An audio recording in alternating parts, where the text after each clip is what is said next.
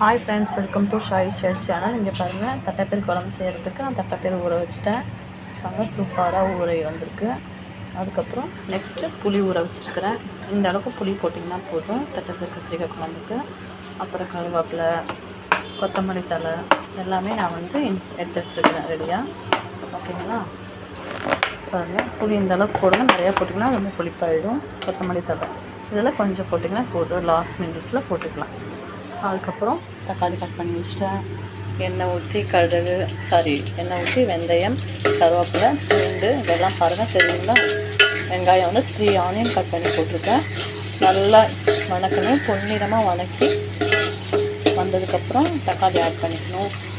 அப்புறம் லைட்டாக இப்போ பார்த்திங்கன்னா உப்பு கொஞ்சம் நம்ம சேர்த்திக்கலாம். நல்லா வெங்காயம் வணங்கி வரணும்னா உப்பு கொஞ்சம் இதிலே இன்க்ரீஸ் பண்ணிட்டிங்கன்னா நல்லா உங்களுக்கு வணங்கி வரும். நல்லா ப்ரௌனிஷாக வணங்கி வரும்போது தக்காளி ஆட் பண்ணி அதையும் வணக்கிட்டு அதுக்கப்புறமா மிளகாப்பொடி, மஞ்சள்தூள் எல்லாம் மல்லித்தூள்லாம் போட்டு நல்லா வணக்கணும். வணக்கினதுக்கப்புறமா நம்ம அரைச்சி தாளிக்கும் போது உங்களுக்கு நான் வீடியோ போடுறேன். ஃப்ரெண்ட்ஸ், மறக்காமல் பாருங்கள், லைக் பண்ணுங்கள், கமெண்ட் பண்ணுங்கள், ஷேர் பண்ணுங்கள், சப்ஸ்கிரைப் பண்ணுங்கள். ஓகே ஃப்ரெண்ட்ஸ், ஏதோ டவுட் இருந்தால் கமெண்ட் பண்ணுங்கள்.